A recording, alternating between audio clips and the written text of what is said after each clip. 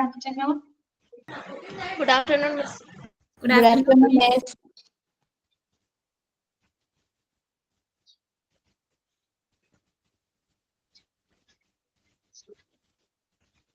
Okay, good afternoon.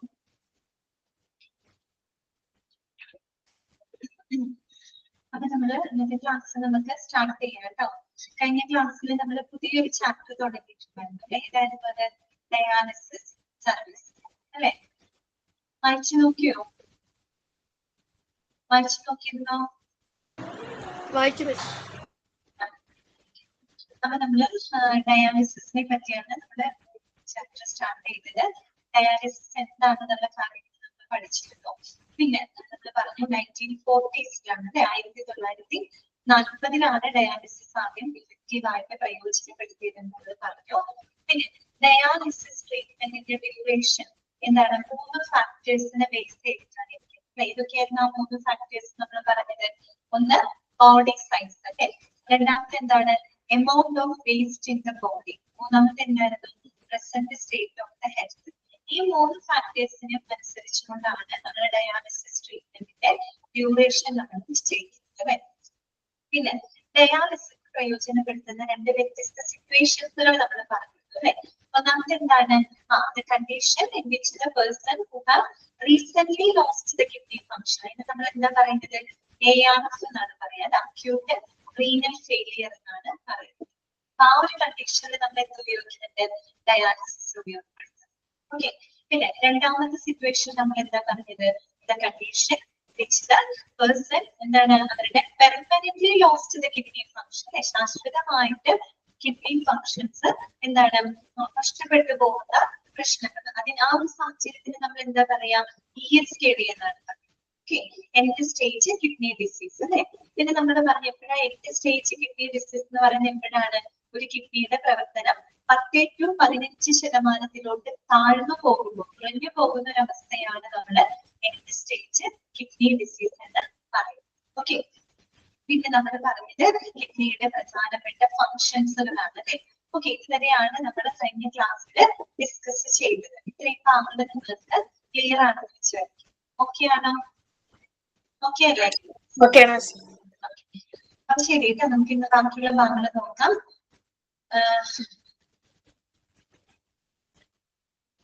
Audio page ഉണ്ട് കേട്ടോ.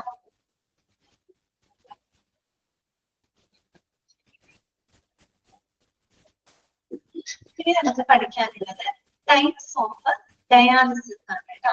ഡയാലിസിന്റെ ടൈപ്പുകൾ പ്രധാനമായിട്ടും ഡയാലിസിസ് 2 ടൈപ്പാണുള്ളത് കേട്ടോ. എത്ര ടൈപ്പാണ്? 2 ടൈപ്പാണുള്ളത്. ഇതൊക്കെയാണ്. ഒന്ന് ഹീമോ ഡയാലിസിസ്, രണ്ടാമത്തത് പെരിറ്റോണിയൽ ഡയാലിസിസ്. ക്ലിയർ? അപ്പൊ എത്ര ടൈപ്പാണ് ഡയാലിസിസ് ഉള്ളത്? ഹീമോ ഡയാലിസിസ് ഉണ്ട്, പെരിറ്റോണിയൽ ഡയാലിസിസ് ഉണ്ട്. അപ്പൊ പെരിറ്റോണിയൽ ഡയാലിസിസ് അവിടെ നിൽക്കട്ടെ, എന്ന് നമുക്ക് പറയും. അപ്പൊ ആദ്യം നമ്മൾ പഠിക്കേണ്ടത് ഹീമോ ഡയാലിസിസ് ആണ് കേട്ടോ. എന്താണ് ഹീമോ ഡയാലിസിസ് എന്ന് പറഞ്ഞു കഴിഞ്ഞാൽ, ഹീം എന്ന് പറയുന്ന വാക്ക് എന്തുമായിട്ട് റിലേറ്റഡ് ആണ്? ഹീം എന്ന് പറയുന്ന വാക്ക് എന്തുമായിട്ട് റിലേറ്റഡ് ആണ്? നിങ്ങളൊന്ന് ആലോചിച്ച് നോക്കി, എന്തായിരിക്കും? ഹീമോ അല്ലെ, ഹീമോ ഡയാലിസിസ് കറക്റ്റ് ആണ് കേട്ടോ. വിസ്മയ, അശ്വതി, ബ്ലഡ് ആണ് അല്ലെ. നമ്മൾ പറഞ്ഞിട്ടില്ലേ ഹെമറ്റോളജി അല്ലെ, ഹീമോ, അതുപോലെ തന്നെ ഹീമോഗ്ലോബിൻ എന്നൊക്കെ പറയുന്നത് എന്താണ്? ബ്ലഡുമായിട്ട് റിലേറ്റ് ചെയ്തൊരു വാക്കാണ് അല്ലെ. ഓക്കെ. അപ്പൊ എന്താണ് ഹീമോ ഡയാലിസിസ് എന്ന് പറഞ്ഞാൽ നമുക്കത് വായിക്കുന്നതിന് മുമ്പ് ആദ്യം പറഞ്ഞു തരാൻ ശ്രദ്ധിച്ചു കഴിയുക കേട്ടോ. ഹീമോ ഡയാലിസിസ് എന്ന് പറഞ്ഞു കഴിഞ്ഞാൽ എന്താണ്? ഇവിടെ നമ്മുടെ ശരീരത്തിൽ നിന്ന് ബ്ലഡ് നമ്മൾ ബ്ലഡ് എടുക്കുകയാണ്, ശരീരത്തിന്റെ വെളിയിലോട്ട് എടുക്കുകയാണ്. ഓക്കെ. ശരീരത്തിലുള്ള ബ്ലഡ് നമ്മുടെ ശരീരത്തിന്റെ പുറത്തേക്ക് എടുക്കുകയാണ്. അതിനുശേഷം അവിടെ എന്തുണ്ട്? ഒരു ഡയാലിസിസ് മെഷീൻ ഉണ്ട്. ഓക്കെ, ഒരു ഡയാലിസിസ് മെഷീൻ ഉണ്ട്. ഈ ഒരു മെഷീനകത്ത് ഒരു സ്പെസിഫിക് ഫിൽറ്റർ ഉണ്ട്, അല്ലെങ്കിൽ സ്പെസിഫിക് മെംബ്രെയിൻ ഉണ്ട്. അതിന് നമ്മൾ എന്താ പറയാന്നറിയോ? ഡയലൈസർ എന്നാണ് പറയുന്നത്. എന്താണ് പറയാ? ഡയലൈസർ കേട്ടോ. ഡയലൈസർ എന്നാണ് പറയുന്നത്. അപ്പൊ നമ്മൾ എന്ത് ചെയ്യാണ്? ഈ ബ്ലഡിനെ ഡയലൈസറിലൂടെ നമ്മൾ കടത്തി വിടുക. പിന്നെ കടത്തി വിടുന്നത് എന്തുണ്ടാവും? ഈ ബ്ലഡിനകത്തുള്ള ഇമ്പ്യൂരിറ്റീസ്, അതുപോലെ തന്നെ എക്സ്ട്രാ വാട്ടർ, ഇങ്ങനെയുള്ളതെല്ലാം നമ്മുടെ ഫിൽറ്റർ ചെയ്യപ്പെടുകയാണ്. അതിനുശേഷം ഈ ഫിൽറ്റർ ചെയ്ത ബ്ലഡ്, അതായത് പ്യൂരിഫൈ ചെയ്ത ബ്ലഡിനെ നമ്മൾ ഇതേ ഡയാലിസിസ് മെഷീൻ ആയിക്കോടുകൂടി വീണ്ടും നമ്മൾ എന്ത് ചെയ്യാണ്, ശരീരത്തിനകത്തേക്ക് കയറ്റി വിടുക. ഇതാണ് എന്തെന്ന് പറയുന്നത് ഹീമോ ഡയാലിസിസ് എന്നതുകൊണ്ട് ഉദ്ദേശിക്കുന്നത്. ക്ലിയർ ആയോ പറഞ്ഞത്? എന്താണ് ഹീമോ ഡയാലിസിസ് എന്ന് പറഞ്ഞാൽ നമ്മൾ ശരീരത്തിൽ നിന്ന് ബ്ലഡ് വെളിയിലോട്ട് എടുക്കുകയാണ് അല്ലെ, പുറത്തേക്ക് എടുത്തിട്ട് അവിടെ ഒരു ഡയാലിസിസ് മെഷീൻ ഉണ്ട്. ഈ മെഷീൻ എന്നത് സ്പെസിഫിക് മെംബ്രെയിൻ ഉണ്ട്. അതിന് നമ്മൾ ഡയലൈസർ എന്നാണ് പറയുന്നത്. അടുത്ത ഫിൽറ്റർ കേട്ടോ. ഓക്കെ, ഡയലൈസർ എന്നാണ് പറയുന്നത്. ഈ ഡയലൈസറിലൂടെ ബ്ലഡ് കടന്നു പോകുന്ന സമയത്ത് ഈ ബ്ലഡിനകത്തുള്ള ഇംപ്യൂരിറ്റീസ് എക്സ്ട്രാ അവിടെ ഫിൽറ്റർ ചെയ്യപ്പെടുകയാണ്. അതിനുശേഷം ഈ പ്യൂരിഫൈ ചെയ്ത ബ്ലഡ്, അതായത് ഫിൽറ്റർ ചെയ്ത് കടവിയ ബ്ലഡിനെ ഡയാലിസിസ് മെഷീനെ സഹായത്തോടുകൂടി നമ്മുടെ ശരീരത്തിനകത്തേക്ക് തിരിച്ച് കയറ്റി പോകും. ഈ ഒരു പ്രോസസ്സിനെയാണ് നമ്മൾ ഹീമോ ഡയാലിസിസ് എന്ന് പറയുന്നത്. ക്ലിയർ ആണോ? ഓക്കെ ആണോ? മനസ്സിലായോ പറഞ്ഞത്? ഓക്കെ, അത്രയേ ഉള്ളൂ. അപ്പൊ ഇന്ന് നമുക്ക് വായിക്കാം, ശ്രദ്ധിക്കാം. Haemo dialysis. The most common type of dialysis is the hemodialysis. ഏറ്റവും കോമൺ ടൈപ്പ് ഓഫ് ഡയാലിസിസ് എന്ന് പറഞ്ഞ എന്താണ്? ഹീമോഡയാലിസിസ് ആണ് കേട്ടോ. ഓക്കെ, ഹീമോഡയാലിസിസ് ആണ്. ഇനി എന്താണ് ഹീമോഡയാലിസിസ് എന്നതിന് കറക്റ്റ് ആയിട്ടുള്ള ഒരു ഡെഫിനേഷൻ അവിടെ കൊടുത്തിട്ടുണ്ട്. അത് നിങ്ങൾ റിലേറ്റ് ചെയ്തിരിക്കുക കേട്ടോ. നോക്കാം. Hemodialysis is a method in which a dialysis machine and a special filter called an artificial kidney or a dialyzer is used. ഒരു ഡയാലിസിസ് മെഷീൻ ഉണ്ട് അല്ലെ, ആ മെഷീൻ അതിന്റെ ഒരു സ്പെഷ്യൽ ഫിൽറ്റർ ഉണ്ട്. ആ ഫിൽറ്ററിനെ നമ്മൾ എന്താ പറയാ, ആർട്ടിഫിഷ്യൽ കിഡ്നി അഥവാ അതിന്റെ ഡയലൈസർ എന്നാണ് പറയാ കേട്ടോ. ഡയലൈസർ എന്നാണ് പറയുന്നത്. അതിനുശേഷം എന്താവും, ദിസ് ആർട്ടിഫിഷ്യൽ കിഡ്നി അഥവാ ഹീമോഡയലൈസർ eliminates the waste and surplus fluids from the blood. അത് ബ്ലഡിനകത്തുള്ള പ്യൂരിറ്റീസ് അല്ലെ, വേസ്റ്റുകൾ അതുപോലെ അതിന്റെ ദ്രാവകങ്ങളൊക്കെ എന്ത് ചെയ്യാണ്, ഫിൽറ്റർ ചെയ്യാണ് അല്ലെ, അടിച്ചു മാറ്റുകയാണ്. The filtered blood is then sent back to the body with the help of the dialysis machine. അതിനുശേഷം ഈ ഒരു ഡയാലിസിസ് മെഷീന്റെ സഹായത്തോടുകൂടി ഫിൽറ്റർ ചെയ്ത ബ്ലഡിനെ ശരീരത്തിനകത്തേക്ക് തിരിച്ചു കയറ്റി.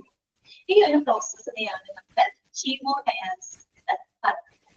ഓക്കെ, ഇനി ഒരു കാര്യം ശ്രദ്ധിക്കുക. നമ്മൾ പറഞ്ഞു ഹീമോഡയാലിസിസ് ചെയ്യുമ്പോൾ നമുക്ക് എന്ത് ചെയ്യണം, ബ്ലഡ് ശരീരത്തിന്റെ വെളിയിലോട്ട് കൊണ്ടുവരണം അല്ലെ, പുറത്തോട്ട് നമുക്ക് കൊണ്ടുവരണം. അങ്ങനെ നമുക്ക് അത് ബ്ലഡ് ശരീരത്തിന്റെ പുറത്തോട്ട് കൊണ്ടുവരണമെങ്കിൽ അവിടെ എന്ത് ചെയ്യണം, ഒരു ഓപ്പണിംഗ് നമ്മൾ ക്രിയേറ്റ് ചെയ്യുന്നതാണ് അല്ലെ. ഒരു സ്വിച്ച് വെച്ച് നമുക്ക് അങ്ങനെ കെട്ടിയെടുക്കാൻ പറ്റില്ല അല്ലെ. ശരീരത്തിനകത്തുള്ള ബ്ലഡിനെ നമ്മൾ പുറത്തേക്ക് എത്തിക്കണം, പുറത്തേക്ക് എടുക്കണം അല്ലെ. അങ്ങനെ പുറത്തേക്ക് എത്തിക്കുന്നതിനായിട്ട് നമുക്ക് എന്ത് വേണം, ശരീരത്തിൽ നമ്മളൊരു ഓപ്പണിംഗ് ക്രിയേറ്റ് ചെയ്യുന്നുണ്ട്. ക്ലിയർ അല്ല, ക്ലാരിഫിക്കേഷൻ ഉണ്ടോ?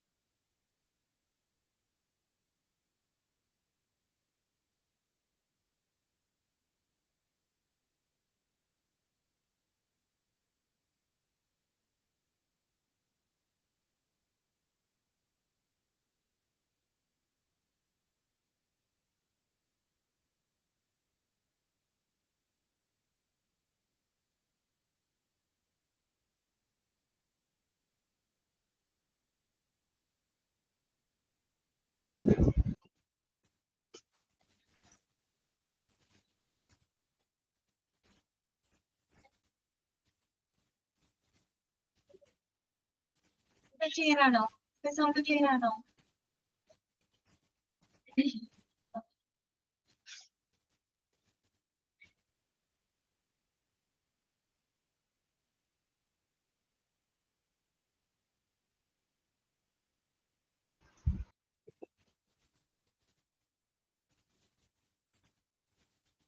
ഓക്കെ, ഇതൊക്കെയാണല്ലോ. ശബ്ദം പ്രശ്നമില്ലല്ലോ, എല്ലാവർക്കും കേൾക്കാലോ.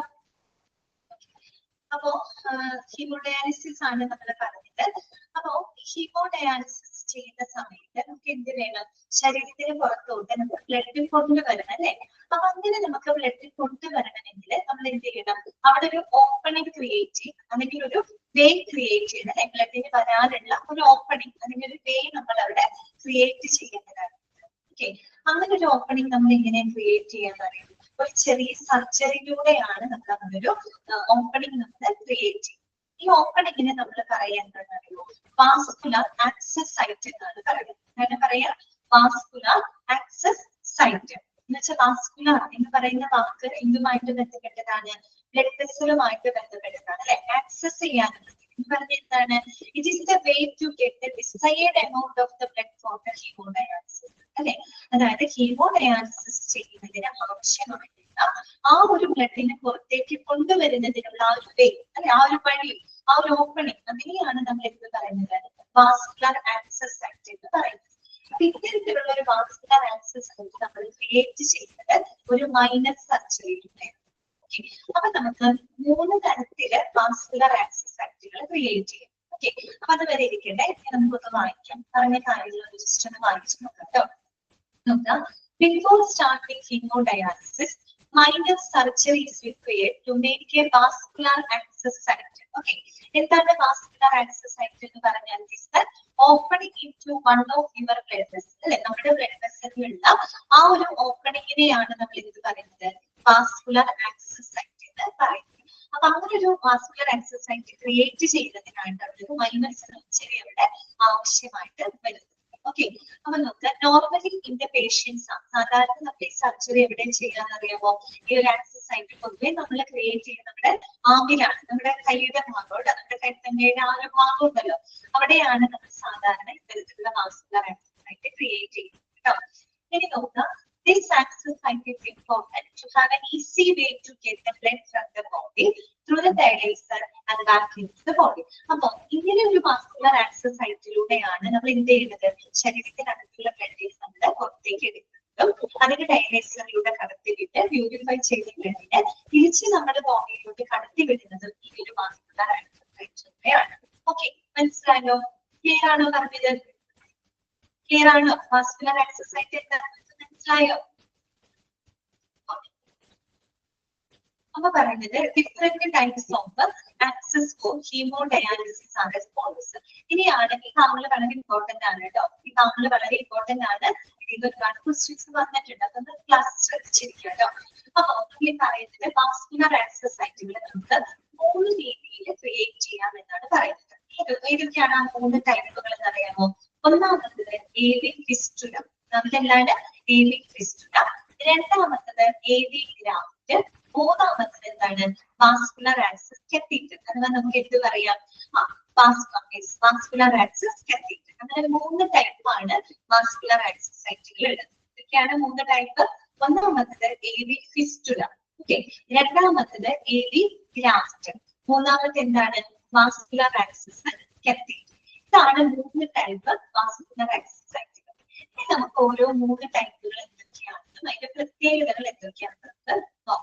ഓക്കെ, അപ്പൊ ഫസ്റ്റ് വൺ വരുന്നത് എന്താണ്? AV ഫിസ്റ്റുലയാണ്. എന്താണ് AV ഫിസ്റ്റുല? ആദ്യം തന്നെ AV എന്താണ് ഉദ്ദേശിക്കുന്നത്? ആർട്ടീരിയോ വീനസ് ഫിസ്റ്റുല എന്നാണ് കേട്ടോ. AV എന്ന് പറഞ്ഞാൽ എന്താണ്? ആർട്ടീരിയോ വീനസ് ഫിസ്റ്റുല എന്നാണ് കേട്ടോ. ആർട്ടീരിയോ, ആർട്ടറി എന്ന് പറഞ്ഞാൽ എന്താണ്? ധമനിയാണ് അല്ലെ? അതുപോലെ വെയിൻ, വീനസ്, വീനസ് നമ്മുടെ വെയിൻ ആണ് ഉദ്ദേശിക്കുന്നത്. വെയിൻ എന്താണ്? സിരയാണ് അല്ലെ? ഓക്കെ, അപ്പൊ ആർട്ടീരിയോ വീനസ് ഫിസ്റ്റുല എന്താണെന്ന് നോക്കാം. പിക്ചർ ഒന്ന് ശ്രദ്ധിക്കുക കേട്ടോ. പിക്ചർ ഒന്ന് ശ്രദ്ധിക്കാൻ പെട്ടെന്ന് മനസ്സിലാവും. An AV fistula is a surgical connection between an artery and a vein. Okay, എന്താണ് AV ഫിസ്റ്റുല എന്ന് പറഞ്ഞാല്? ഒരു ആർട്ടറിയും വെയിനും തമ്മിലുള്ള ഒരു സർജിക്കൽ കണക്ഷനെയാണ് AV ഫിസ്റ്റുല എന്നതുകൊണ്ട് ഉദ്ദേശിക്കുന്നത്. ശരിക്കും പറഞ്ഞ ഫിസ്റ്റുല എന്ന വാക്കിൽ എന്താണെന്ന് അറിയാം? നമ്മളിങ്ങനെ ഉള്ളിൽ പൊള്ളയായിട്ടുള്ള 2 പൈപ്സുകൾ, 2 ട്യൂബുകൾ നമ്മൾ എന്ത് ചെയ്യാണ്? പരസ്പരം ഒരുമിച്ച് ചേർക്കുകയാണ്. ഉള്ളിൽ പൊള്ളയായിട്ടുള്ള 2 ട്യൂബ്സുകൾ തമ്മിൽ നമ്മൾ ഒരുമിച്ച് ചേർക്കുമ്പോ എന്നിട്ട് കുറെ കൂടെ ഉൾവിസ്താരമുള്ള ഒറ്റ ട്യൂബായിട്ട് നമുക്ക് കിട്ടില്ലേ? ആ ഒരു ഉൾവിസ്താരമുള്ള ആ ഒരു ഭാഗത്തിന് നമ്മൾ ഫിസ്റ്റുല എന്നാണ് പറയുക കേട്ടോ.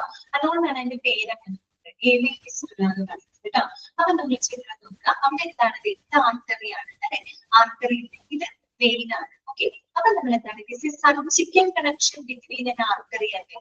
ഈ ആർട്ടറിയെയും വെയിനെയും തമ്മിൽ ജസ്റ്റ് നമ്മൾ എന്ത് ചെയ്യാണ്, സർജറിയുടെ പരസ്പരം നമ്മൾ കണക്ട് ചെയ്യുക. ദിസ് ഇസ് സർജിക്കൽ കണക്ഷൻ, വേറെ ഒന്നും നമ്മൾ ഇൻസേർട്ട് ചെയ്യുന്നില്ല, ജസ്റ്റ് ഈ ആർട്ടറിയെയും വെയിനെയും തമ്മിൽ പരസ്പരം നമ്മൾ സർജറിയിലൂടെ കണക്ട് ചെയ്യാണ്. അപ്പൊ നമുക്കറിയാം ആർട്ടറി എന്ന് പറയുന്നത് ഒരു ബ്ലഡ് വെസൽ ആണ്, അതിന്റെ ഉള്ളിൽ കൊള്ളയായിട്ടുള്ള ഒരു ഭാഗമാണ്. വെയിനും അങ്ങനെ തന്നെയാണ്. അങ്ങനെ രണ്ട് ഉള്ളിൽ കൊള്ളയായിട്ടുള്ള ഈ രണ്ട് വെസലുകളെ തമ്മിൽ നമ്മൾ പരസ്പരം സർജറിയിലൂടെ കണക്ട് ചെയ്യുമ്പോൾ എന്ത് സംഭവിക്കുകയാണ്, കുറെ കൂടെ ഒരു വിസ്താരമുള്ള ഒരു ഒറ്റ പൈപ്പ് പോലെ അവിടെ ഫോം ചെയ്യണം. അതാണ് ഈ ഒരു ഭാഗത്തിനെയാണ് നമ്മൾ AV ഫിസ്റ്റുല എന്ന് പറയുന്നത് കേട്ടോ, ആർട്ടീരിയോവീനസ് ഫിസ്റ്റുല എന്ന് പറയുന്നത്. ഇനി എന്ത് ചെയ്യുന്നത് നമ്മള്, ഓക്കെ, അപ്പൊ ഇങ്ങനെ നമ്മൾ ഇങ്ങനെ ഫിസ്റ്റുല ക്രിയേറ്റ് ചെയ്യണേ, ഹൈ പ്രഷറിൽ ബ്ലഡ് ഫ്ലോ ചെയ്ത് വരാൻ വേണ്ടിയിട്ടാണ്. ചെറിയ അളവിലല്ലോ ബ്ലഡ് വേണ്ടത്, വലിയൊരു എമൗണ്ട് ബ്ലഡ് എടുത്ത് നമുക്ക് പ്യൂരിഫൈ ചെയ്യണം. അതുകൊണ്ട് എന്താണ് ഹൈ പ്രഷറിൽ ബ്ലഡ് ഇതിലൂടെ ഫ്ലോ ചെയ്ത് വരും. ഓക്കെ, അപ്പൊ എന്തുണ്ടാവും, നമ്മൾ ഇവിടേക്ക് ഡയാലിസിസ് മെഷീൻ കണക്ട് ചെയ്യാം. ഓക്കെ, ഇവിടെ നമ്മള് ഈ ഒരു ഭാഗത്തിന് AV ഫിസ്റ്റുലയെ നമ്മൾ എന്തുമായിട്ട് കണക്ട് ചെയ്യാം, ഡയാലിസിസ് മെഷീനുമായിട്ട് കണക്ട് ചെയ്യും. എന്തുണ്ടാവും, ഇവിടേക്ക് ഹൈ ഫ്ലോയില് ഹൈ പ്രഷറിൽ വരുന്ന ബ്ലഡ് നേരെ ഇങ്ങോട്ട് പോവുകയാണ്, ഫിസ്റ്റുലയിലൂടെ നേരെ ഡയാലിസിസ് മെഷീനിലോട്ട് പോകുന്നു, അവിടെ ഡയാലിസിസിലൂടെ കടന്നു പോകുന്നു. അങ്ങനെ ഫിൽറ്റർ ചെയ്ത ബ്ലഡിനെ തിരിച്ച് ഇതേ ഫിസ്റ്റുലയിലൂടെ തന്നെ നമ്മൾ ഇതിലേക്ക് ശരീരത്തിനകത്ത് കടത്തി. ക്ലിയർ ആയോ, മനസ്സിലായോ? ഇതാണ് AV ഫിസ്റ്റുല. വേണമെങ്കിൽ ഒരു സംശയം തോന്നാം, സംശയം ഇവിടെ നിന്ന് വരുന്ന ബ്ലഡ് അതുപോലെ ഇവിടെ നിന്ന് പോകുന്ന ബ്ലഡ് തമ്മിൽ പരസ്പരം മിക്സ് ചെയ്യില്ലേ, അങ്ങനെ ഒരു സംശയം ചിലപ്പോൾ നിങ്ങൾക്ക് തോന്നാം. അപ്പൊ അതിനൊക്കെ വേറെ സജ്ജീകരണങ്ങളൊക്കെ ഉണ്ട് കേട്ടോ. കാരണം നമ്മൾ ഈ ഒരു ഫിസ്റ്റുലയുടെ ഈ ഒരു പോർഷനെ ഡയാലിസിസ് മെഷീനുമായിട്ട് കണക്ട് ചെയ്യില്ലേ, അപ്പൊ രണ്ട് രീതികൾ അവർ ഉപയോഗിക്കാം. ഓക്കെ, രണ്ട് രീതിയിലാണ് അവർ ഉപയോഗിക്കുന്നത്. ഒരു രീതിയില് വരുന്ന ബ്ലഡിനെ സ്വീകരിക്കാനും മറ്റൊരു രീതിയില് പോകുന്ന ബ്ലഡിനെ കടത്തിവിടാനാണ്. അധികം വലിയ മിക്സിംഗ് അവിടെ വരാനുള്ള സാധ്യത കുറവാണ്. അതിലേക്കൊന്നും നമ്മൾ പോകണ്ട, നമ്മൾ AV ഫിസ്റ്റുല എന്താണെന്ന് ജസ്റ്റ് മനസ്സിലാക്കി വെച്ചാൽ മതി കേട്ടോ. ക്ലിയർ ആയോ? അപ്പൊ എന്താണ്, ഒരു ആർട്ടറിയെയും വെയിനെയും തമ്മിൽ ഒരു സർജറിയിലൂടെ നമ്മൾ എന്ത് ചെയ്യാണ്, പരസ്പരം കണക്ട് ചെയ്യുന്നു. അങ്ങനെ AV ഫിസ്റ്റുലയിലൂടെ ഹൈ ഫ്ലോയിൽ ഹൈ പ്രഷറിൽ വരുന്ന ബ്ലഡിനെ നമ്മൾ ഈ ഒരു ഭാഗത്തിനെ നമ്മൾ ഡയാലിസിസ് മെഷീനുമായിട്ട് കണക്ട് ചെയ്യുന്നു. ഇവിടെ നിന്ന് വരുന്ന ബ്ലഡ് മെഷീനിലൂടെ കടന്നു പോവുകയും ഡയാലിസിസിൽ നിന്ന് പ്യൂരിഫൈ ചെയ്ത് വരുന്ന ബ്ലഡിനെ സെയിം ഫിസ്റ്റുലയിലൂടെ തന്നെ നമ്മുടെ ശരീരത്തിനകത്തോട്ട് കയറ്റിവിടുന്നു. ഇങ്ങനെ ഒരു പ്രോസസ്സിംഗ് ഇങ്ങനെ കണ്ടിന്യൂ ചെയ്തു. ക്ലിയർ ആയോ പറഞ്ഞത്? ഇതാണ് AV ഫിസ്റ്റുല. ഇനി നമുക്കൊന്ന് വായിക്കാം. An AV fistula is a surgical connection between an artery and a vein. Very important point ആണ്, അണ്ടർലൈൻ ചെയ്തിരിക്കുക കേട്ടോ. The surgical connection between an artery and a vein എന്ന് പറയുന്നതാണ് AV fistula എന്നുകൊണ്ട് ഉദ്ദേശിക്കുന്നത്. ഇനി നോക്കാം, often a fistula is created in the arm if the arteries in the arm are not large or healthy enough. It can also be put in the leg. പൊതുവെ നമ്മൾ fistula എവിടെ ചെയ്യാന്ന് അറിയാമോ, നമ്മുടെ കയ്യിലാണ് ചെയ്യുക കേട്ടോ, ആമിലാണ്. ഓക്കെ, കൈകളിലാണ് നമ്മൾ പൊതുവെ ചെയ്യാറുള്ളത്. പക്ഷെ ഇൻ കേസ് നമ്മുടെ കൈകളിലെ വെയിൻ അല്ലെങ്കിൽ ആർട്ടറി അത്ര ഹെൽത്തി അല്ല എന്നുണ്ടെങ്കിൽ നമുക്ക് എന്ത് ചെയ്യാൻ പറ്റും, കാലിലും വേണമെങ്കിൽ ചെയ്യാമെന്നാണ് പറയുന്നത്. ഫസ്റ്റ് ഓപ്ഷൻ എപ്പോഴും എന്താണ്, ഫസ്റ്റ് പ്രയോറിറ്റി എപ്പോഴും കൈകളിലാണ് അവർ ചെയ്യുന്നത്.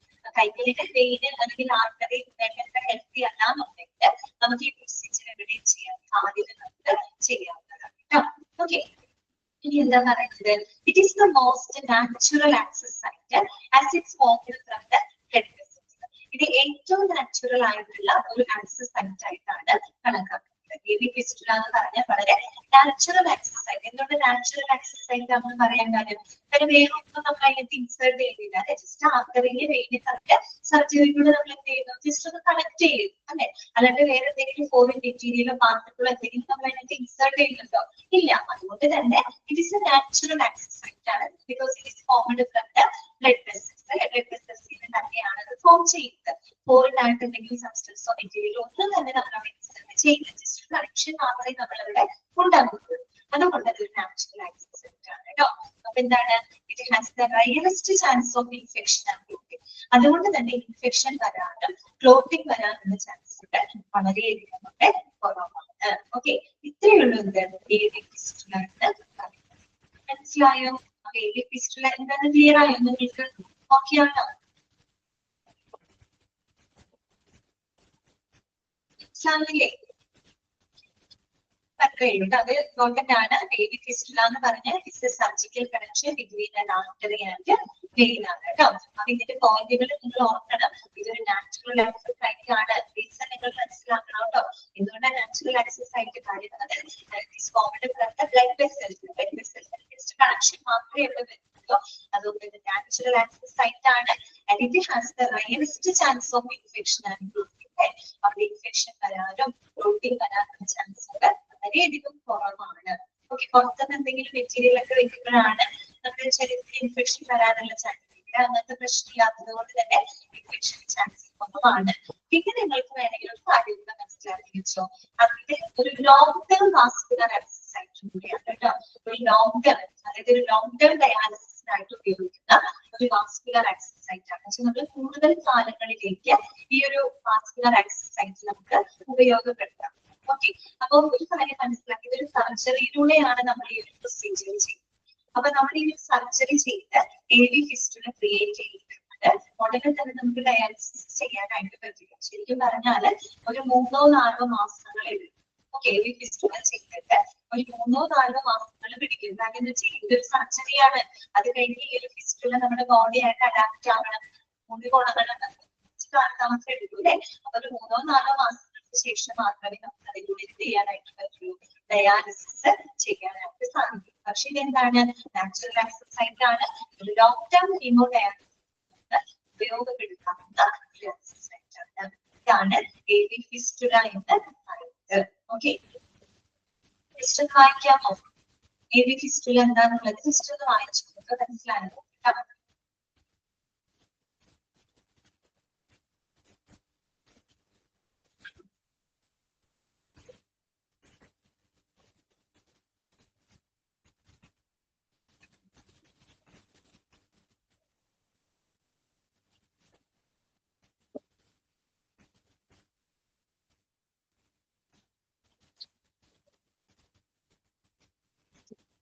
ക്ലിയർ അല്ലേ?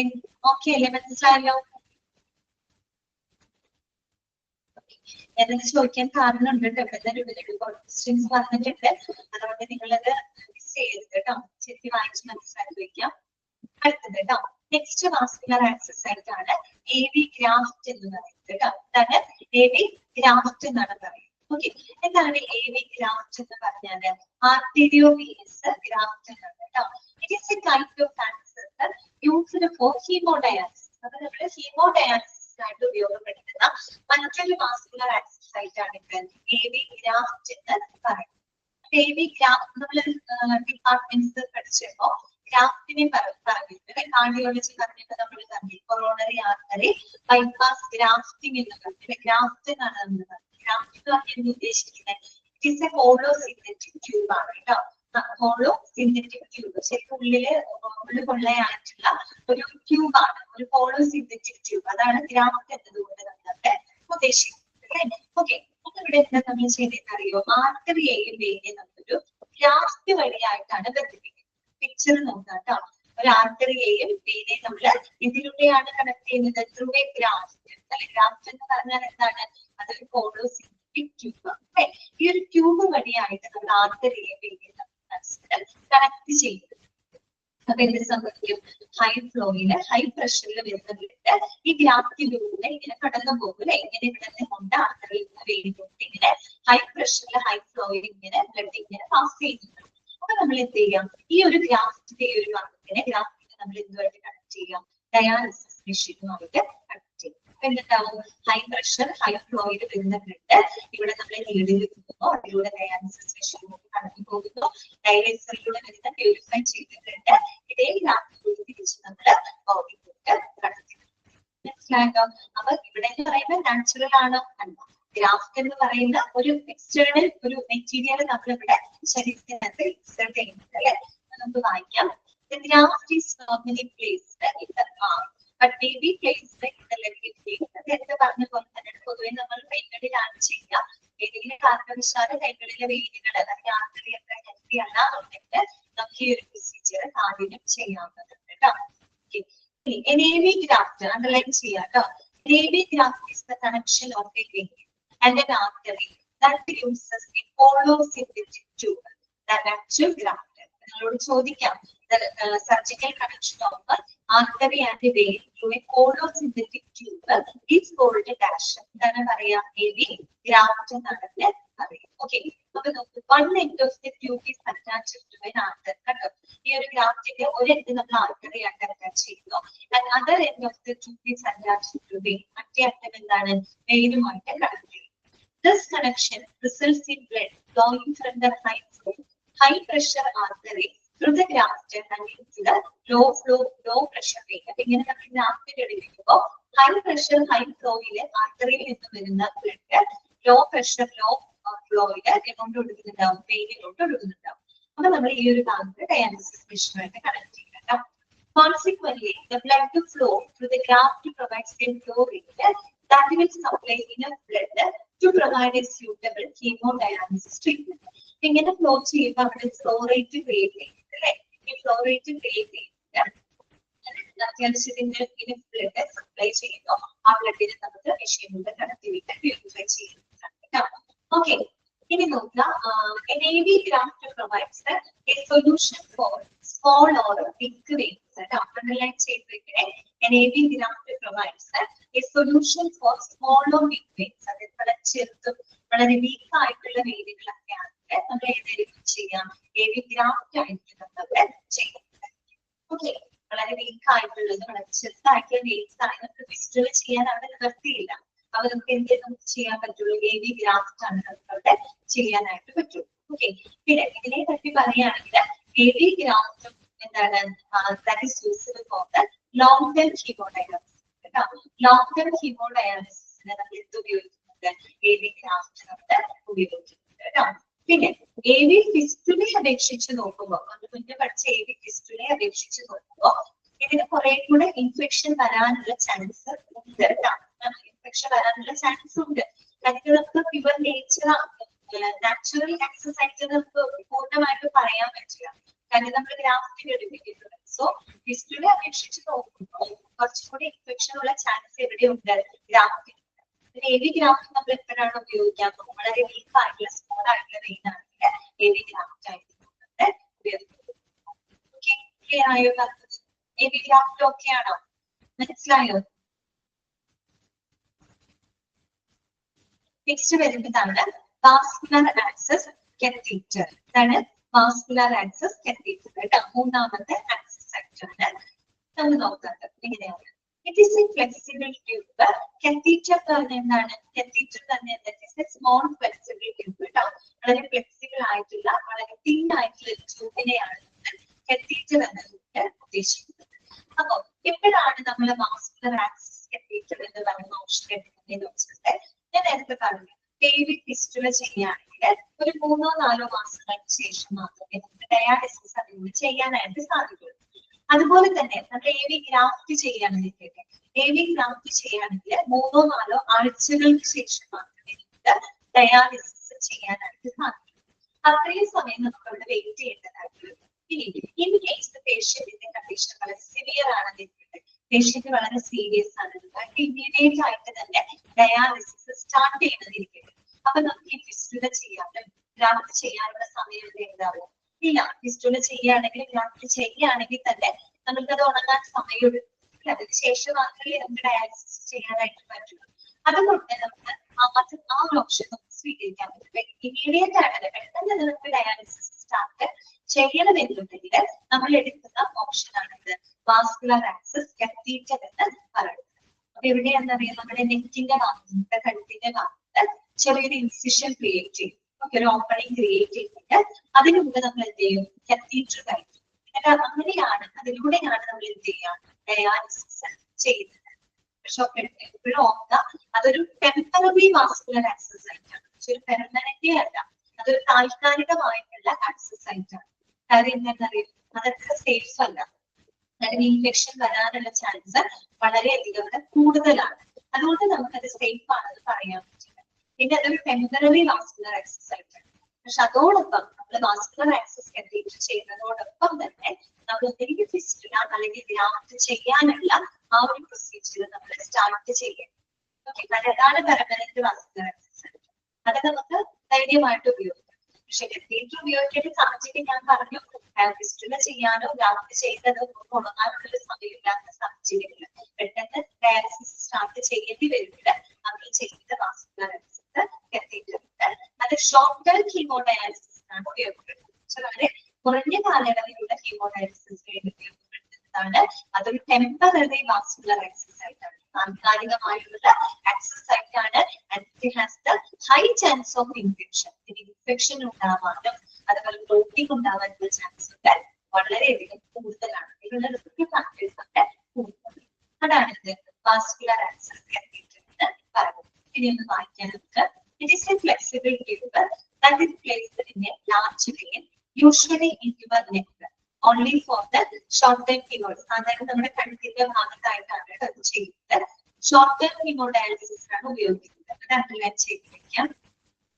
If kidney disease has progressed rapidly, a patient may not have the time for placement for an AV fistula or AV graft before beginning chemodialysis treatment. That's the പറഞ്ഞതാണ്. കാര്യം പെട്ടെന്ന് ഈ ഒരു kidney disease അവസ്ഥയിൽ severe ആയി dialysis ചെയ്തേ മതിയാകും.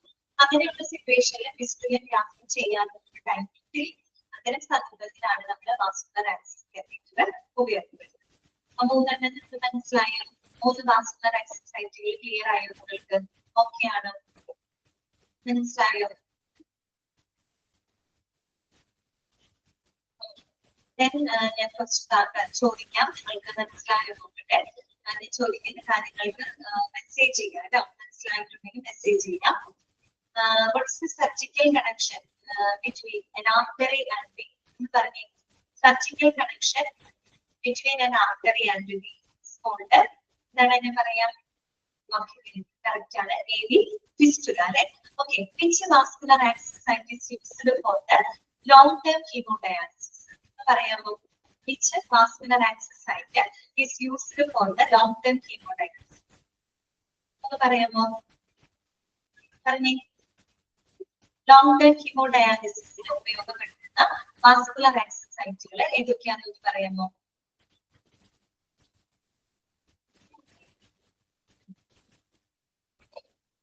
AV fistula and AV graft. Correct ആണ് കേട്ടോ.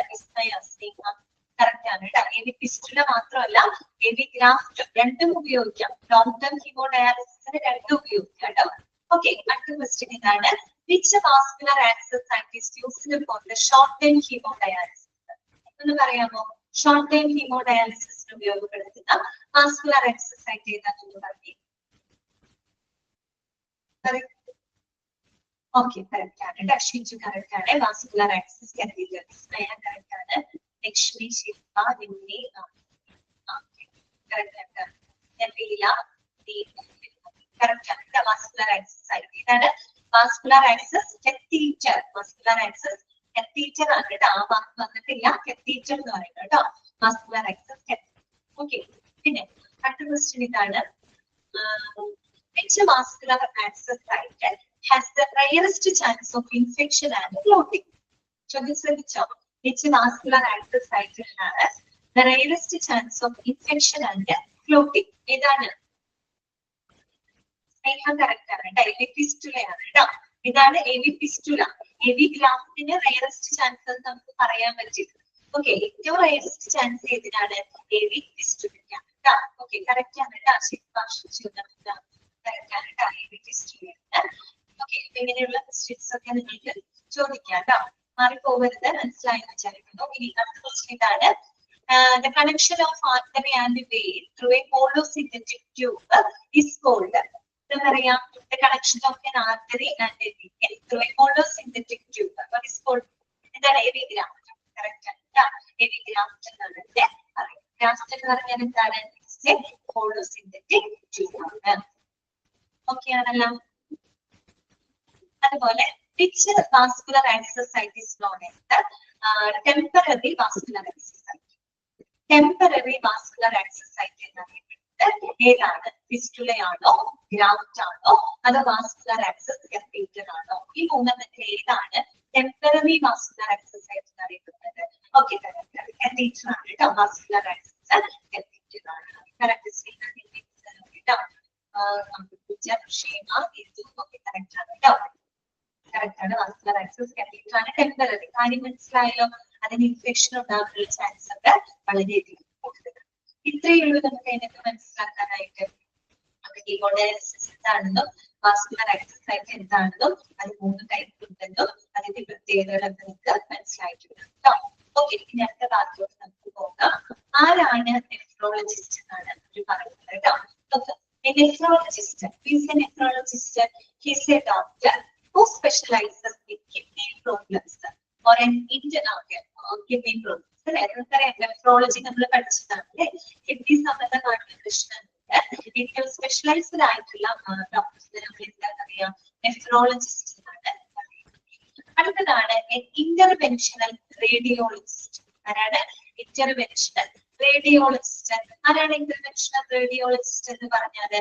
He's a doctor who utilises medical imaging tools to execute operations and performs the venous catheter placement procedure in a hospital or an outpatient center. Explain ചെയ്തിരിക്കുകയാണ്.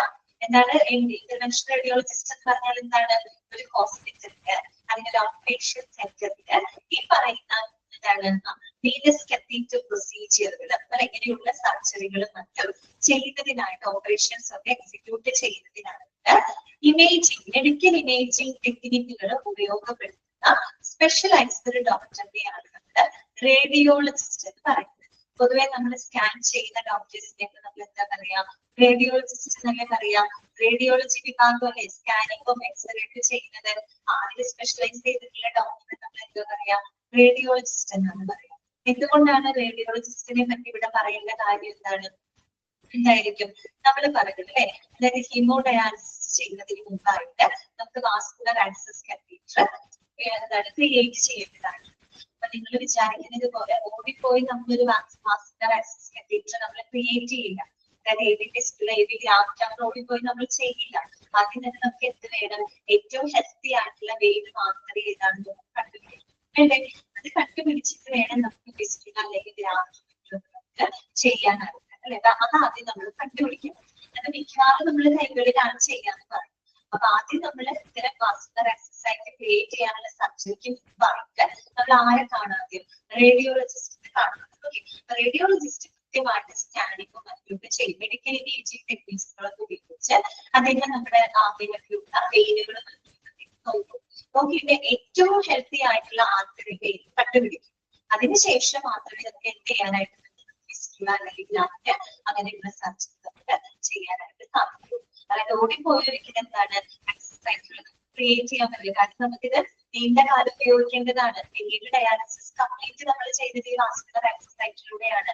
ഒരുപാട് കാലങ്ങൾ നമുക്ക് ചെയ്യേണ്ടതായിട്ട് വരും. അപ്പൊ അതുകൊണ്ട് തന്നെ ഏറ്റവും ഹെൽത്തി ആയിട്ടുള്ള വെയിൽ മാത്രമേ കണ്ടുപിടിക്കാനുള്ളത് അതിൽ വലിയ ടാസ്ക്കാണ്. അത് കണ്ടുപിടിക്കാനായിട്ട് മെഡിക്കൽ ഇമേജിംഗ് ടൂൾസുകൾ ഉപയോഗപ്പെടുത്തുന്ന സ്പെഷ്യലൈസ്ഡ് ഡോക്ടറാണ് ആര്? ഇന്റർവെൻഷണൽ റേഡിയോളജിസ്റ്റ് എന്ന് പറയുന്നത്. അതുകൊണ്ടാണ് അയാളെ ക്ലിയർ ആയോ? മനസ്സിലായോ?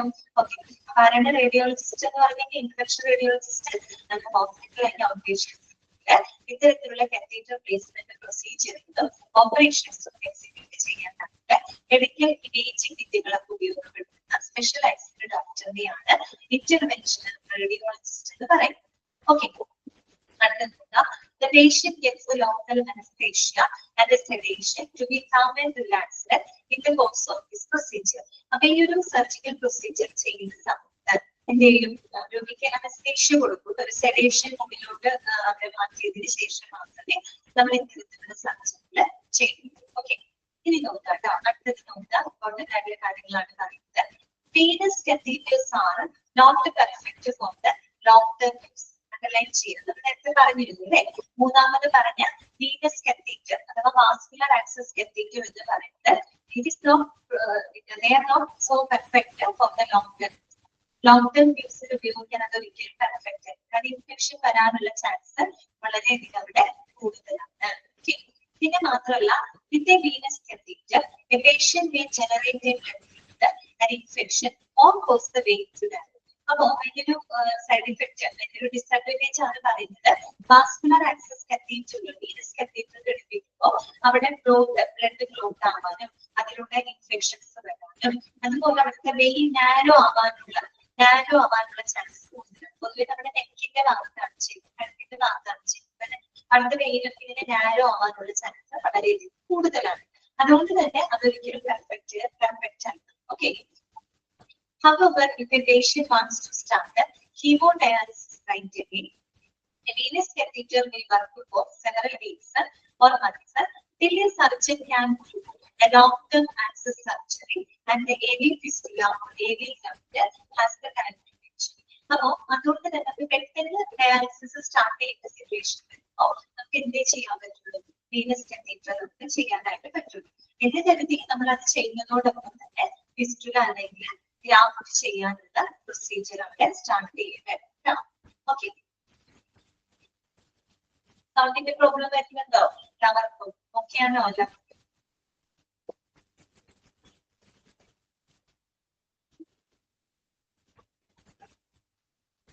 ഇടയ്ക്ക് ക്ലിയർ ആവുന്നില്ല അല്ലെ? ഓക്കെ. ജസ്റ്റ് ഒന്ന് നിങ്ങളൊന്ന് റേഞ്ചുള്ള സ്ഥലത്ത് നിന്ന് ഇരിക്കുക കേട്ടോ. ഓക്കെ. ക്ലിയർ ആവുന്നില്ല.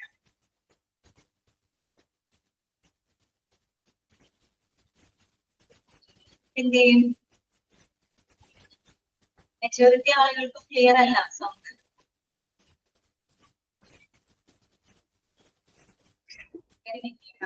അവരോട് പറയട്ടെ.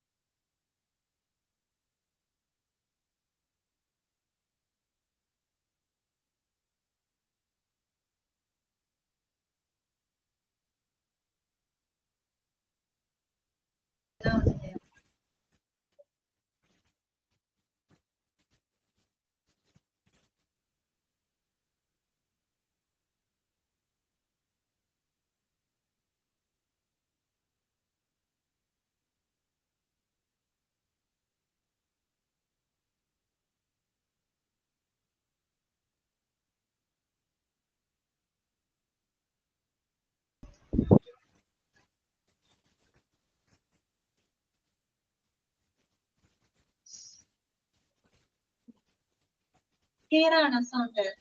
ഇപ്പൊ ഓക്കെ ആണോ?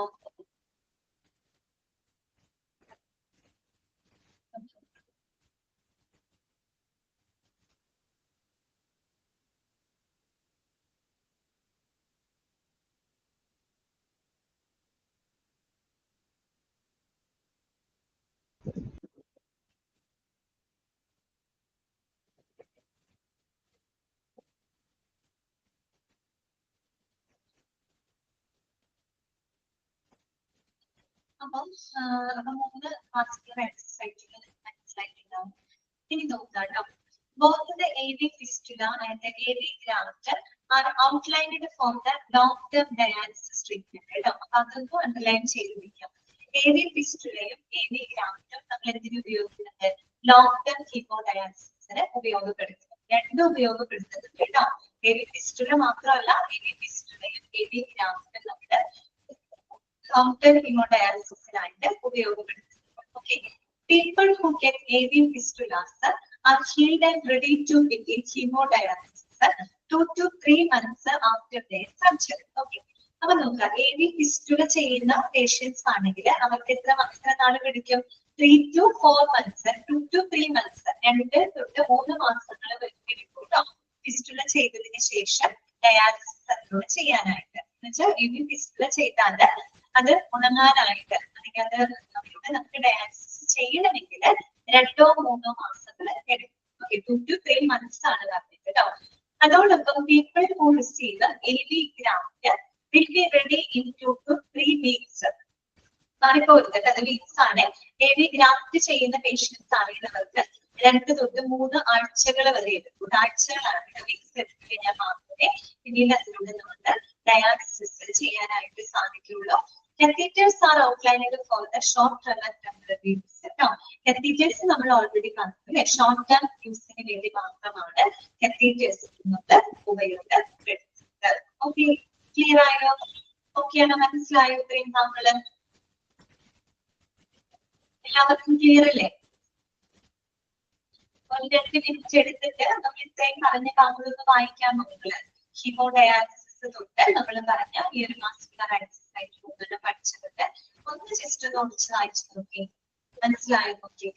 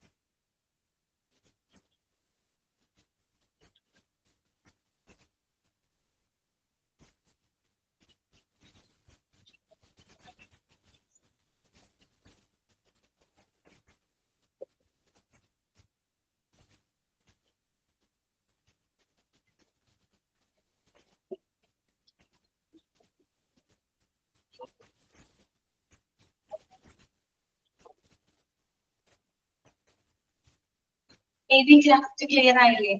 AV ഗ്രാഫ്റ്റ് എന്ന് പറഞ്ഞാൽ എന്താണ് ഉദ്ദേശിക്കുന്നത്? ഓക്കെ, അതായത് നമ്മൾ ആർട്ടറിയെയും വെയിനെയും ഒരു ഗ്രാഫ്റ്റിലൂടെ, ഗ്രാഫ്റ്റ് എന്ന് പറഞ്ഞാൽ എന്താണ്?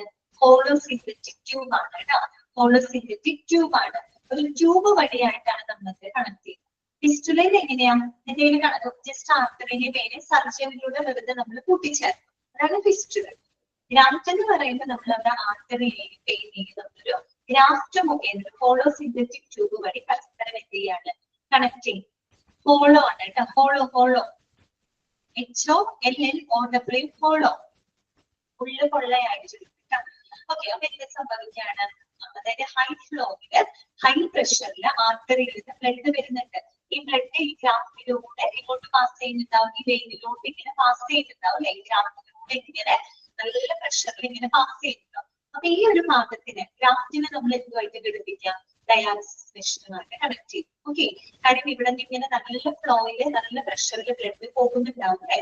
ഒരു ഫ്ലോ റേറ്റ് ഉണ്ടാവുള്ളൂ. ഇവിടെ നമ്മൾ ഈ ഗ്രാഫ്റ്റിനെ നേരിട്ട് നീട്ടി മെഷീനുമായിട്ട് കണക്ട് ചെയ്യാം. അപ്പൊ ഇതിലൂടെ വരുന്ന ബ്ലഡ് നേരിട്ട് എങ്ങോട്ട് പോകും? മെഷീനിലോട്ട് പോകും. മെഷീനിലെ ഡയാലിസിസിലൂടെ കടന്നു പോകുന്നത് പ്യൂരിഫൈഡ് ആകും. എന്നിട്ട് പ്യൂരിഫൈ ചെയ്ത ബ്ലഡിനെ ഇതേ മെഷീന്റെ സഹായത്തോടെ ഗ്രാഫ്റ്റ് വഴി നമ്മുടെ ശരീരത്തിലോട്ട് കയറ്റി. ഇത്രയുള്ളത് AV ഗ്രാഫ്റ്റ് എന്ന് പറയും. മനസ്സിലായോ? അല്ലേ?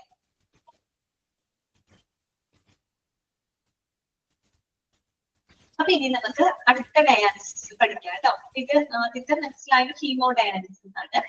രണ്ടാമത്തെ ഡയാലിസിസ് ആണ് പെരിറ്റോണിയൽ ഡയാലിസിസ് അഥവാ PD എന്നാണ് നമ്മൾ അതിന് ഷോർട്ട് ആക്കി പറയുന്നത് കേട്ടോ. ഹീമോഡയാലിസിസിന് നമ്മൾ HD എന്നാണ് ഷോർട്ട് ആക്കി പറയുന്നത്. HD എന്നാണ്. ഇതിനകത്ത് ഒരുപാട് ഷോർട്ട് ഫോമുകൾ പഠിക്കാനായിട്ടുണ്ട് കേട്ടോ. അപ്പൊ അതൊക്കെ ഒന്ന് നോട്ട് ചെയ്ത് വെക്കാം. അടുത്തതാണ് പെരിറ്റോണിയൽ ഡയാലിസിസ് അഥവാ PD എന്നാണ് നമ്മളെ അക്രിഡിയേറ്റ് ചെയ്യുന്നത് കേട്ടോ. അപ്പൊ എന്താണ് പെരിറ്റോണിയൽ ഡയാലിസിസ് നോക്കാം. അപ്പൊ ആദ്യം നമ്മൾ കേൾക്കാം, വായിക്കാം. നമ്മൾ നേരത്തെ പഠിച്ച ഹീമോഡയാലിസിസിൽ നിന്ന് വ്യത്യസ്തമായിട്ട് പെരിറ്റോണിയൽ ഡയാലിസിസിന്റെ പ്രത്യേകത എന്താണെന്ന് അറിയാമോ? നമ്മുടെ ശരീരത്തിനകത്ത് വെച്ച് തന്നെ ബ്ലഡ് പ്യൂരിഫൈ ചെയ്യുന്ന ഡയാലിസിസ് ആണ് പെരിറ്റോണിയൽ ഡയാലിസിസ് എന്ന് പറയുന്നത്. അതാണ് പ്രധാനപ്പെട്ട വ്യത്യാസം. മനസ്സിലായോ? ഹീമോഡയാലിസിസിൽ എങ്ങനെയാണ്? നമ്മൾ ബ്ലഡ് കംപ്ലീറ്റ് ആയിട്ട് ശരീരത്തിന്റെ പുറത്തോട്ട് കൊണ്ടുവരുന്നുണ്ട് അല്ലെ? അതേസമയം പെരിറ്റോണിയൽ ഡയാലിസിസ് നമ്മുടെ ശരീരത്തിനകത്ത് വെച്ച് തന്നെ ബ്ലഡ് പ്യൂരിഫൈ ചെയ്യുന്ന ആ ഒരു പ്രോസസ്സിനെയാണ് പെരിറ്റോണിയൽ ഡയാലിസിസ് എന്ന് പറയുന്നത്. ഓക്കെ, ക്ലിയർ ആയോ? ഇനി നമുക്കറിയുന്നത് എന്താണ് പെരിറ്റോണിയം അല്ലെ? പേരിന്റെ അകത്ത് വന്നിട്ടുണ്ട് അല്ലെ, പെരിറ്റോണിയൽ ഡയാലിസിസ്. എന്താണ് പെരിറ്റോണിയം? എന്താണ് പെരിറ്റോണിയം എന്ന് പറഞ്ഞാല് നമ്മുടെ അബ്ഡോമന്റെ ഭാഗത്ത്, നമ്മുടെ വയറിന്റെ ഭാഗത്ത്, നമ്മുടെ ഉദരാശയത്തിനുള്ളിലെ അവയവങ്ങൾ അല്ലെ, നമ്മുടെ ഉദരത്തിനകത്ത്, നമ്മുടെ അബ്ഡോമിനകത്ത് ഇതൊക്കെയുണ്ട്, കുടലുകളൊക്കെ ഉണ്ട് അല്ലെ, ഇൻറ്റസ്റ്റൈൻസ് ഒക്കെ ഉണ്ട്. അപ്പൊ ഇത്തരത്തിലുള്ള നമ്മുടെ അബ്ഡോമിന്റെ ഭാഗത്ത്, വയറിനകത്തുള്ള അവയവങ്ങളെയൊക്കെ ആവരണം ചെയ്ത് സൂക്ഷിക്കുന്ന ഒരു മെംബ്രെയിനാണ് പെരിറ്റോണിയം എന്ന് പറയുന്നത്. ഓക്കെ, എന്താണ് പെരിറ്റോണിയം എന്ന് പറഞ്ഞാൽ? അതൊരു മെംബ്രെയിൻ ആണ്. ഓക്കെ, ഇതൊരു സ്ഥലമാണ്. എന്താണ്? നമ്മുടെ വയറിനകത്തുള്ള ഉദരത്തിനുള്ളിലെ അവയവങ്ങൾ, ഓർഗൻസ് എല്ലാം തന്നെ അങ്ങനെ കവർ ചെയ്യുന്ന ഒരു മെംബ്രെയിൻ ആണ്, ഒരു സ്ഥലമാണിത് പെരിറ്റോണിയം എന്ന് പറയുന്നത്. ഈ പെരിറ്റോണിയത്തിന് ഒരു കഴിവുണ്ട്, എന്താണെന്നറിയാമോ? ഈ ബ്ലഡിനകത്തുള്ള ഇമ്പ്യൂരിറ്റീസ്, അതുപോലെ എക്സ്ട്രാ ഫ്ലൂയിഡുകൾ, അതിനെയൊക്കെ അബ്സോർബ് ചെയ്യാനുള്ള, വലിച്ചെടുക്കാനുള്ള, ആഗിരണം ചെയ്യാനുള്ള ഒരു കഴിവ് ആർക്കുണ്ട്? പെരിറ്റോണിയത്തിലുണ്ട്. ആ ഒരു കഴിവാണ് നമ്മൾ ഈ ഒരു ഡയാലിസിസിനകത്ത് ഉപയോഗപ്പെടുത്തുന്നത്. ഓക്കെ, അപ്പൊ നിങ്ങൾക്ക് ആ പിക്ചർ നോക്കിക്കഴിഞ്ഞാൽ പെട്ടെന്ന് കാര്യം മനസ്സിലാവും. ഓക്കെ, അപ്പൊ നോക്കിയേ, ഇത് നമ്മുടെ അബ്ഡോമന്റെ ഭാഗമാണ് അല്ലെ.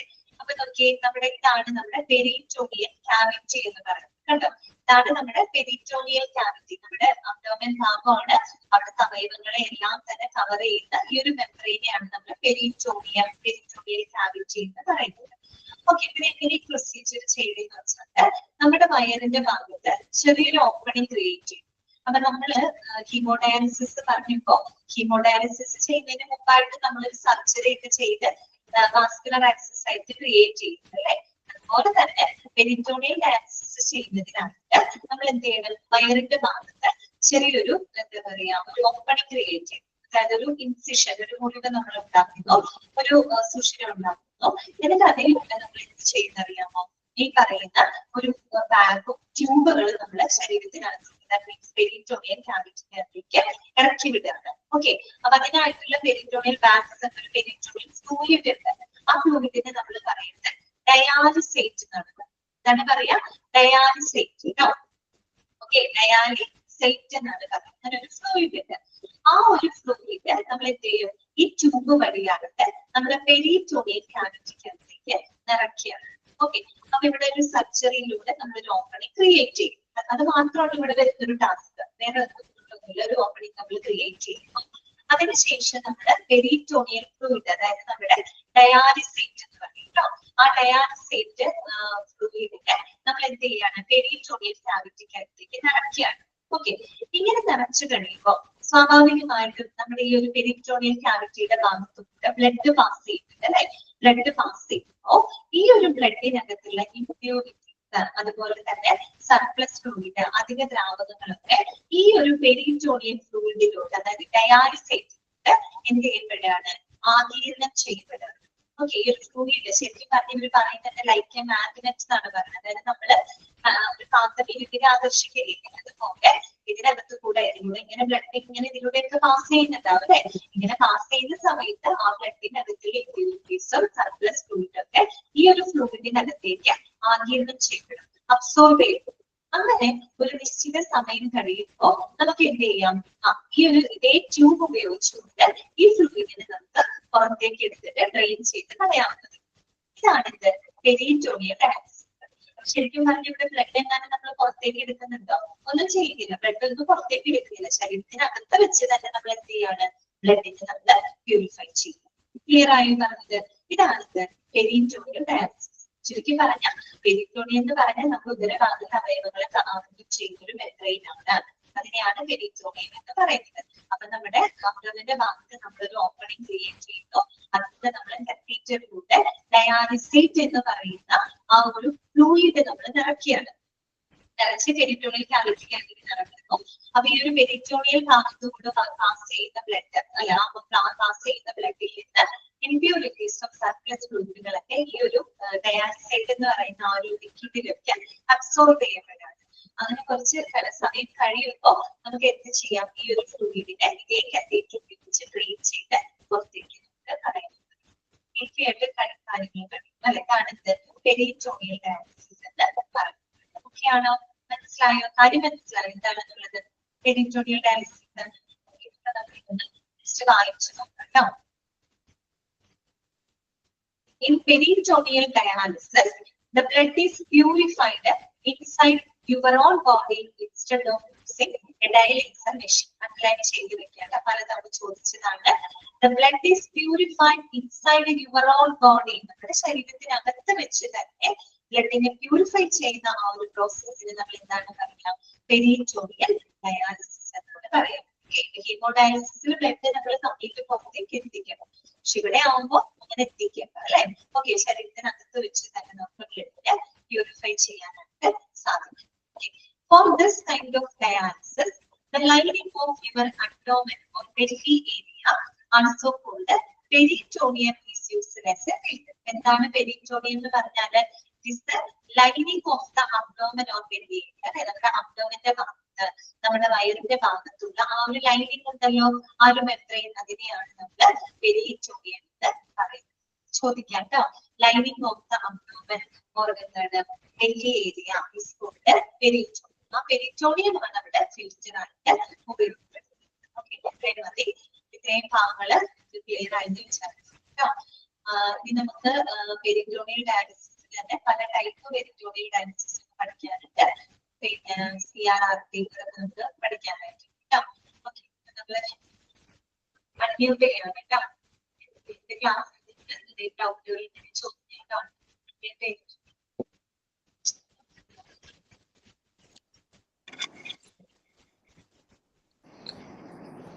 മാം, ഈ ഡയാലിസിസ് എന്നുള്ള പ്രോസസ് ഒന്ന് പറഞ്ഞു തരാമോ?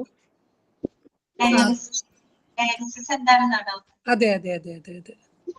ഡയാലിസിസ് എന്ന് പറഞ്ഞാല് നമ്മുടെ കിഡ്നി തകരാറിലായിട്ടുള്ള ആളുകളുണ്ടല്ലോ, അവർക്ക് നമ്മുടെ കിഡ്നിയുടെ ഫംഗ്ഷൻ എന്താണ് നമ്മുടെ ശരീരത്തിലെ ബ്ലഡ് പ്യൂരിഫൈ ചെയ്യാനുള്ള അതിന്റെ ദ്രാവകങ്ങള് മാലിന്യങ്ങളൊക്കെ നീക്കം ചെയ്യുന്ന ഒരു ഓർഗനാണ് കിഡ്നി എന്ന് പറയുന്നത്. ഈ തകരാറിലായി കഴിഞ്ഞാൽ എന്ത് സംഭവിക്കും? നമ്മുടെ ബ്ലഡിൽ ഒരുപാട് മാലിന്യങ്ങൾ അടിക്കും. അങ്ങനെ അടിച്ചുകൂടി കഴിഞ്ഞാൽ മറ്റുള്ള അവയവങ്ങൾ അത് ബാധിക്കും. നമ്മുടെ ജീവന് അത് ബുദ്ധിമുട്ടായിരിക്കും. അപ്പൊ ആ ബ്ലഡ് പ്യൂരിഫൈ ചെയ്യുന്നതിന് വേണ്ടിയിട്ട് നമ്മൾ ഉപയോഗിക്കുന്ന ഒരു ടെക്നിക്കാണ് ഡയാലിസിസ് പറയുന്നത്. ഡയാലിസിസ് ചെയ്യുമ്പോൾ ഒരിക്കലും നമ്മൾ എന്താണ് കിഡ്നിയുടെ അസുഖത്തിനെ ക്യൂർ ചെയ്യുന്നില്ല. കിഡ്നി ചെയ്യുന്ന ഫംഗ്ഷന് നമ്മൾ എന്ത് ചെയ്യാണ്? കുറച്ച് ഉപകരണങ്ങളൊക്കെ ഉപയോഗിച്ച് കിഡ്നി ചെയ്യുന്ന ഫംഗ്ഷൻ നമ്മളൊരു മെഷീൻ ഉപയോഗിച്ച് ചെയ്യും. നമ്മള് നോർമൽ നമ്മള് ആദ്യം പറഞ്ഞ ഹീമോ ഡയാലിസിസ് ചെയ്യുമ്പോള് ബ്ലഡ് ഫുള്ള് പുറത്തോട്ട് എടുക്കുന്നു പറഞ്ഞോ മാം? അതായത് എന്നിട്ട് നമ്മള് വേറെ ബ്ലഡ് അതിലോട്ട് കയറ്റുമായിരിക്കും അല്ലേ മാം? ഈ ബ്ലഡ് പുറത്ത് നമ്മുടെ ശരീരത്തിലെ ബ്ലഡ് എടുത്ത് ഡയാലിസിസ് മെഷീനിലൂടെ കടത്തി വിടുകയാണ്. അപ്പൊ അതിന്റെ ഡയാലിസിസ് ഫിൽറ്റർ ചെയ്ത് ഈ സമയത്ത് തന്നെ ബ്ലഡ് നിൽക്കുന്നുണ്ട്. പ്യൂരിഫൈ ചെയ്ത ബ്ലഡ് ശരീരത്തിനകത്തോട്ട് കയറി പോകും. ഓക്കെ ഓക്കെ ഓക്കെ, അതങ്ങനെ പ്രോസസ്സാണ്. ബ്ലഡ് ബ്ലഡ് എടുത്ത മെഷീനിലൂടെ കടന്നു പോകുന്നതോടൊപ്പം തന്നെ പ്യൂരിഫൈ ചെയ്ത ബ്ലഡ് അപ്പൊ അതിലൂടെ പോകുന്നുണ്ട്, കയറ്റി വിടുന്നുണ്ട്. ഇങ്ങനെ നമ്മൾ പറയുന്നത് ഈസി ആണെങ്കിൽ കുറച്ച് വേദനയുള്ള ഒരു പ്രോസസ്സാണ് കേട്ടോ.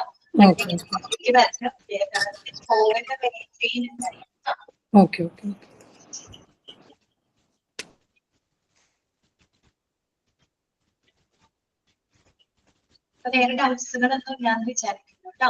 ഓക്കെ, അപ്പൊ ഇത്രയും ഭാഗങ്ങൾ എല്ലാവരും നല്ലപോലെ വായിച്ച് മനസ്സിലാക്കി വെക്കുക കേട്ടോ. നെക്സ്റ്റ് ക്ലാസ്സിൽ നമുക്ക് കണ്ടിന്യൂ ചെയ്യാം. Thank you, miss. Thank you, ma'am.